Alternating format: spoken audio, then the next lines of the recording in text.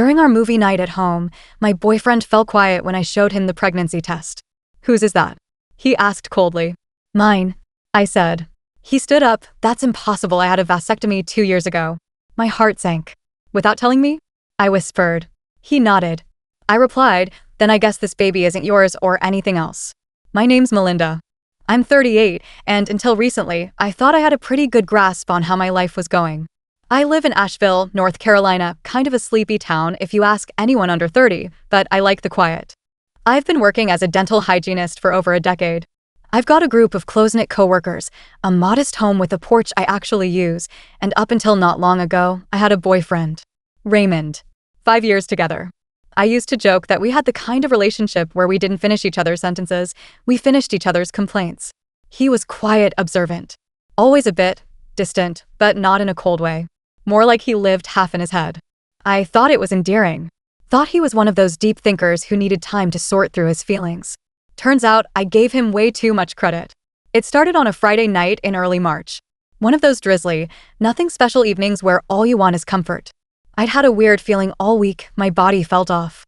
My back ached like it hadn't in years, I was exhausted all the time, and I caught myself crying at a dog food commercial. A damn dog food commercial. So I did what every woman does in that situation, I peed on a stick. It was a cheap dollar store pregnancy test.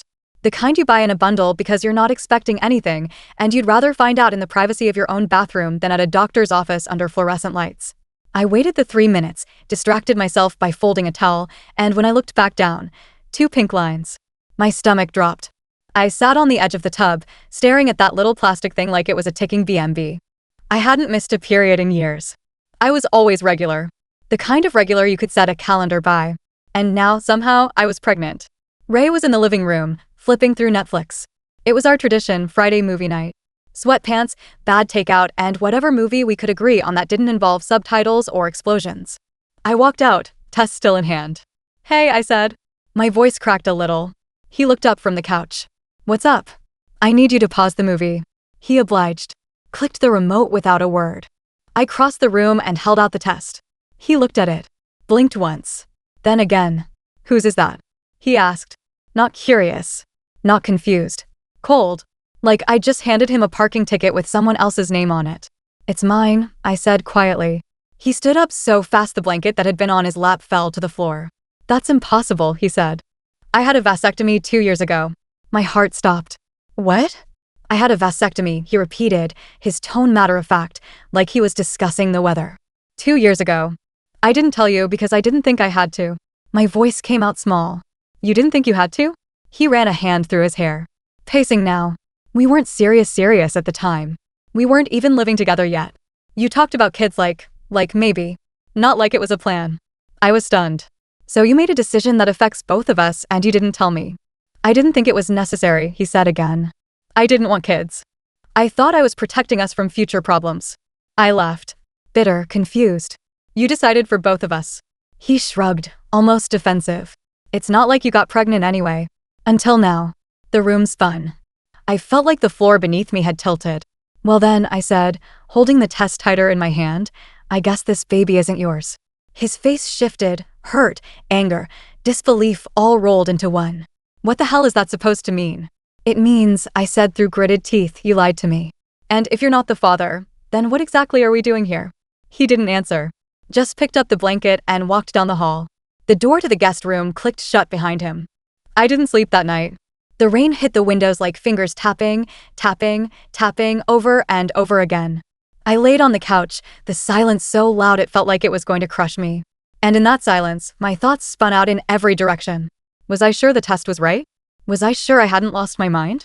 And then the worst one of all, was I sure I hadn't somehow made this mess myself? But the truth is, I hadn't been with anyone. At least, not while Ray and I were okay. Except, there was that one time.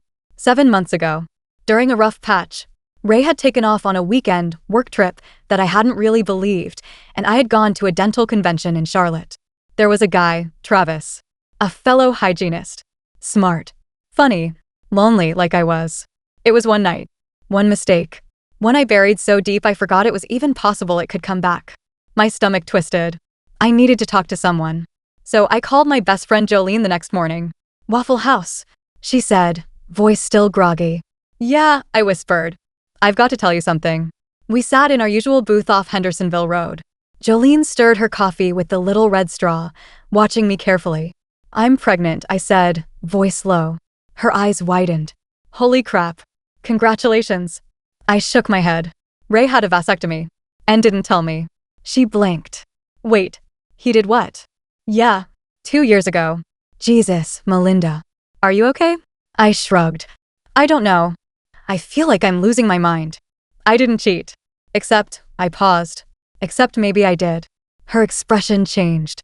Oh! There was this night in Charlotte. Travis. We were drunk. It was right after Ray ghosted me for a weekend. I told myself it didn't count. Jolene reached across the table, grabbed my hand. You need to get a paternity test. And you need to stop blaming yourself. Ray's the one who hid a vasectomy from you. That's insane. That's when she hesitated. What? I asked. There's something else I didn't tell you. She took a deep breath. I saw Ray with another woman. A year ago. Outside a hotel near Biltmore Village. I went cold. You didn't think to tell me that earlier? I thought maybe it wasn't what it looked like. I didn't want to cause problems if it was innocent. Innocent, I repeated, stunned. When I got home, I waited for Ray to come in. He acted like nothing had happened. Like we hadn't said those things the night before. We need to talk, I said. He sighed, like it was a chore. About what? Colette, I said. Blonde. Tall. Hotel in Biltmore. A year ago. He froze. How do you know about that?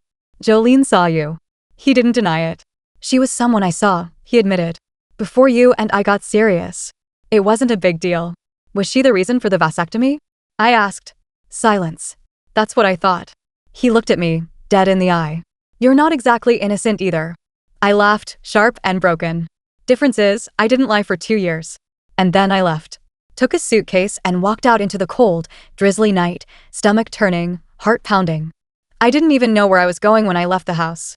I just knew I couldn't stay there, not another minute under the same roof as someone who had lied so seamlessly for years. Someone who had the audacity to act offended that I might have gotten pregnant after he secretly had a vasectomy and let me keep believing we were building a future together. I drove around for almost an hour. Just. Asheville at night. Streetlights blurred through tears. My phone buzzed twice, Ray. I didn't answer. Eventually, I parked in front of Jolene's house. Her porch light was still on, like she knew I'd be coming. She opened the door in slippers and a hoodie, no questions asked. Just wrapped me in a hug that smelled like vanilla and laundry softener and let me cry on her shoulder for longer than either of us counted. You can stay as long as you want, she said. That night, I curled up in her guest room, surrounded by old floral bedding and the faint hum of a ceiling fan. My hand drifted to my stomach, still flat, still unreal. The tears started again. Because here's the thing no one tells you. Even when you're not ready, even when it's complicated, that little line on a stick can change everything. Suddenly your whole life reroutes around something the size of a bean. And somehow all the hurt, the betrayal, the confusion, it couldn't drown out the strange, unexpected warmth I felt at the thought of being someone's mother. The next few days were a blur. I stayed off social media. I ignored Ray's texts, even the one that said, "We need to talk. Don't do anything drastic." Oh, the irony. I made an appointment with my OB/GYN and scheduled a paternity test at a private clinic. I also called Travis. Hey, I said after he picked up. There was a pause. Melinda? Yeah. Sorry to call out of nowhere. No, it's good to hear from you. Everything okay? I took a breath. I'm pregnant. Silence. Then a quiet wow. I don't know for sure if it's yours, I continued. But there's a chance. A real chance. I'm not asking for anything right now, I just wanted to be honest. To his credit, he didn't freak out. Didn't hang up. Didn't curse me out. Okay, he said. That's a lot. But thank you for telling me. Let me know what you need from me. I did. He agreed to the paternity test without hesitation. Jolene came with me to the appointment. She sat in the waiting room, fidgeting with the strap on her purse while I got my blood drawn. Travis showed up, nervous but kind. He gave me a soft smile when he saw me, and we didn't talk much, but it wasn't awkward. Afterward, he walked me out to my car. If it's mine, he said, rubbing the back of his neck, I'll step up. I'm not going to disappear. Even though we barely know each other? He nodded. I know enough to know you're not the type to lie. Anne, I always thought you were good people. It was the nicest thing anyone had said to me in weeks. Ray showed up at Jolene's house 3 days later. She came into the guest room and whispered, "He's on the porch." I didn't move. "He's got flowers." I rolled my eyes. Of course he does. You want me to send him away? I hesitated. No. Let me talk to him. He looked smaller when I stepped outside. Not physically, Ray's always been tall, broad-shouldered, but there was something deflated about him now. Like someone had poked a hole in that calm, smug exterior he'd always carried around. Can we talk?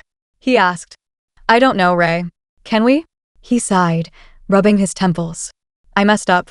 No shit. I didn't think the vasectomy would matter. At the time, I was trying to protect myself. From disappointment. From being trapped. I crossed my arms. You were trying to protect yourself. Not me. Not us. I didn't want kids, he admitted. And I didn't want to fight about it. I thought you'd eventually change your mind. Or forget. I laughed, bitter. Well, guess what? I didn't forget. I believed we were building a future. You let me live in that illusion because it was easier for you. He stepped closer. And what about you? You slept with someone else. I did. One time. After you disappeared for 3 days without explanation. After months of feeling like I was dating a ghost. Ray's jaw clenched. You still should have told me. Like you told me about your vasectomy? He went quiet. I'm not coming back, I said. Even if this baby isn't yours. Especially if it is. You made your choice. You shut me out. You lied. And now? I don't trust you. Not even a little. He didn't fight me. Didn't beg. He just nodded slowly. I'll leave you alone. As he turned to walk away, I added, oh, and Jolene saw you with that woman. At the hotel. Don't pretend you were faithful, either. He stopped. Turned around. That wasn't anything, he said quietly. It didn't mean anything. Well, I said, neither do you anymore. A week passed. Then another. I stayed with Jolene, and we fell into a new rhythm. She'd leave notes for me on the counter with reminders. Eat breakfast. Take your vitamins. You got this. She didn't push. Didn't prod. Just made space for me to exist, broken and all. Then one afternoon, I got a call from the clinic. Hi, Melinda? We have the paternity results. I felt my breath catch. You can view them online through the secure portal, the nurse said. Or I can read them to you now. Tell me. She paused, the sound of clicking keys in the background. The results indicate with 99.9% certainty that Travis is the biological father. I nodded slowly, even though she couldn't see me. Thank you. After I hung up, I sat in silence for a long time. The weight of it all settled over me, not heavy like dread, but solid. Real. Travis. The quiet guy from a blurry night in a Charlotte hotel. The one who said, let me know what you need. The one who showed up. Ray was never the father. In more ways than one. I called Travis that night. It's yours, I said. A long pause. Okay, he replied. What now? I don't know. I'm figuring it out. I want to be involved, he said. Even if it's just a support. We can work out the details as we go. And for the first time in a long while, I let myself smile. It's a strange thing, waking up in someone else's house and realizing your entire life has shifted. I'd always imagined life-changing moments would come with thunderclaps or dramatic monologues, some kind of soundtrack-worthy climax. But no, it's quiet, uneventful. Like one day you're brushing your teeth and realize, this isn't my home anymore. This isn't my future anymore. That's what the mornings felt like at Jolene's. Her guest room was cozy, but everything in it reminded me it wasn't mine. The framed quotes on the wall. The drawer that always stuck. Even the way her faucet squealed when I turned it on. Little things, but they stacked up. I was floating in limbo, between the life I had with Ray and the life I might have as a single mother, co-parenting with a man I barely knew. Travis had texted a few times. Always respectful. Never overbearing. He even offered to come to my next appointment. If you're okay with it, he wrote, I'd like to be there. I want to do this right, Melinda. I didn't know what right even looked like anymore. But I said yes. The following Tuesday, we met at the Women's Wellness Center off Marymount Avenue. Travis was already in the waiting room when I arrived, holding a small iced coffee and looking like he'd spent the last hour Googling what to say to a pregnant woman you barely know. Hey, I said. He stood up. Hey, I got you a decaf caramel macchiato? I wasn't sure what you could still drink. I blinked. That's really thoughtful. Thanks. We sat in silence for a minute and then he asked, how are you feeling? I wanted to say fine. I wanted to lie. The way I used to when patients asked me how my day was going and I'd smile and say good, even if I was dead on my feet. But instead I said, tired, nauseous, overwhelmed. Travis nodded, I soft. Yeah, I can imagine. We didn't speak again until the nurse called my name. He walked in with me, sat next to me as the tech squirted cold gel on my stomach. And when the little flicker on the screen showed up, a heartbeat, impossibly fast, impossibly small, he smiled. "That's wild," he whispered. "That's ours." I looked over at him. His eyes were glassy. Mine too. After the appointment, we went to Biscuit Head because apparently my cravings were now in charge. We sat outside, 2 biscuits the size of our faces between us. "I want to be involved," Travis said again. I know I said it before, but I mean it. I don't want this to be one of those stories where the guy disappears. I studied him for a second. "You don't have to prove anything right now. It's early. I'm still figuring it out too." "I know," he said. "But I'm here." I believed him. Back at Jolene's, I started making plans. I couldn't stay there forever. She had her own life, her own relationship, and as much as she loved me, I didn't want to be the guest who never left. I started looking for 1-bedroom rentals. Just something small. Something temporary. I was still paying part of the mortgage on the house with Ray, but I'd already called a lawyer and started the process of separating our finances. Ray hadn't reached out again. I expected him to. Part of me even wanted him to, just to fight. To say something. But there was nothing. He was gone. And in a weird way, it was a relief. One night, Jolene and I were sitting on her back deck, sipping ginger tea. "You think you'll ever be able to forgive him?" she asked. I stared out at the trees, branches swaying like they were carrying secrets on the breeze. "I don't know," I said. "Part of me wants to. For my own peace. But another part wants to scream every time I think about how easy it was for him to lie." "Maybe forgiveness isn't a finish line," she said. "Maybe it's something you pass through, again and again." That woman. I swear. She always made pain sound poetic. Travis and I started texting more. Then calling. Nothing romantic. Nothing serious. Just 2 people figuring out what they meant to each other now. He came with me to the 12-week scan. He brought snacks when I had morning sickness so bad I couldn't keep down toast. He even assembled a crib Jolene found on Facebook Marketplace. And one day, while sitting on the floor, tightening screws, he said, "I'm not trying to force anything here, but I care about you, Melinda. And if there's a chance we could figure this out, I'd be open to that." I didn't say anything right away, because part of me still lived in the wreckage of what Ray left behind.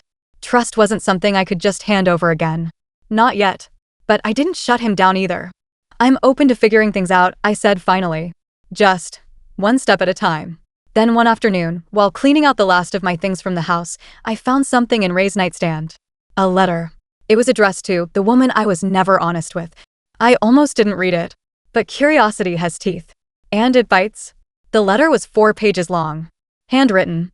Full of apologies, yes, but also excuses. He wrote about his father abandoning him. About his fear of parenthood. About how he thought having a vasectomy would be a way to protect love, not destroy it. "I was afraid of losing you," he wrote. "So I tried to control the one thing I thought would ruin us kids. I see now that was selfish. You deserve to choose, Melinda. And I took that from you." I folded the letter and put it back in the drawer. I didn't cry. I didn't scream. I just closed it. Like closing a book I'd already read 3 times too many. That night, back in my new rental, a tiny 1-bedroom with uneven floors and a leaky faucet, I sat on the edge of my bed, hand resting on my growing belly, and whispered, "You and me, kid. We've got this." And for the first time in weeks, I actually believed it. The weeks rolled into months. My belly grew. I traded morning sickness for backaches, and stretchy jeans became my daily uniform. I got used to the rhythm of baby kicks, of late-night bathroom trips, of strangers asking when I was due. Travis was steady. Not perfect, not overly sentimental, just there. He came to appointments. He asked questions. He took a prenatal class with me at the hospital and was the only guy in the room who actually took notes. And somehow, through all the chaos and cracked trust and awkward firsts, we became friends. Real ones. He never pressured. He never tried to fast-forward us into something we weren't ready for. He just showed up, over and over. And when you've been burned, you learn that sometimes the loudest kind of love is consistency. I didn't hear from Ray for months. Not a word. Until one sunny afternoon in late September. I was waddling through Ingalls, eyeing 2-for-1 rotisserie chickens like they were gold, when I saw him. Aisle 7. Frozen pizza section. He did a double take. His face froze when he saw me. Then he smiled, weak, unsure. He walked over like nothing had happened. "Hey, Melinda." "Ray." He looked down at my belly and blinked. "Wow, you look far along. 32 weeks. That's soon, huh?" He chuckled awkwardly. "Guess time flies." "Some of us haven't been wasting it," I said. He flinched. I deserve that. Damn right. He shifted. I've been thinking a lot lately. About everything. You were right, I made a mess of things. You didn't make a mess, Ray. You made a choice. A string of them. And you did it without thinking about anyone but yourself. I know, he said quietly. I was wondering if maybe we could talk sometime. Clear the air. I tilted my head. Why? I don't know. Closure. I studied him. This man I had once pictured building a family with. This man who had taken my dreams and snipped them in secret like they were threads he could cut without consequence. Then I smiled. Not cruel. Not angry. Just calm. I don't need closure from you, Ray. I already gave it to myself. I turned to walk away. He called after me. You're not even gonna hear me out? No, I said over my shoulder. But thanks for reminding me what peace looks like when it's finally mine. I gave birth to a beautiful baby girl on a chilly November morning. 7 pounds, healthy lungs, head full of dark hair. I named her Ivy. Travis held her first. And cried. The nurses snapped a picture of us, me, exhausted and smiling, him with Ivy cradled in his arms, eyes glassy and full of awe. It wasn't a perfect picture. I had a smudge of mascara under one eye and the blanket was crooked. But it's my favorite one in the world. 3 weeks later, I got an invitation in the mail. It was from Ray. A letter, this time typed. A formal apology. A suggestion that he'd like to be involved, in some way, if I was open to it. I wrote back 2 sentences. Thank you for the apology. Ivy is not your daughter, and we're doing just fine without you. I didn't mail it. I took a picture of it. Sent it as a PDF. That was enough. Life settled into something slower but richer. Travis and I figured out a rhythm, him taking Ivy some evenings, coming over for bath time, sitting with me during those long nights when she wouldn't sleep unless someone rocked her while singing off key. One night, we were watching her sleep, both of us on the couch, bleary-eyed but content. You ever think, he said, that we met for a reason? I smiled. I used to think everything had to happen for a reason. Now I think things just happen. And sometimes we're lucky enough to turn the mess into something beautiful. He nodded slowly. You think we'll ever, he started, then stopped. Be more? I asked. He shrugged. I don't want to rush anything. Neither do I said. But maybe one day. And that was enough. The best revenge isn't a slammed door. It's a quiet one. When you close gently, confidently, while the person on the other side realizes you're not coming back. That they don't even have access to the hallway anymore. I didn't burn Ray's things. I didn't slash his tires or show up at his work. I lived. I grew. I built something better. And every time Ivy giggles, every time Travis rocks her to sleep while humming badly off-key to some 90s soft rock song, that's the revenge. A life well lived, without him in it.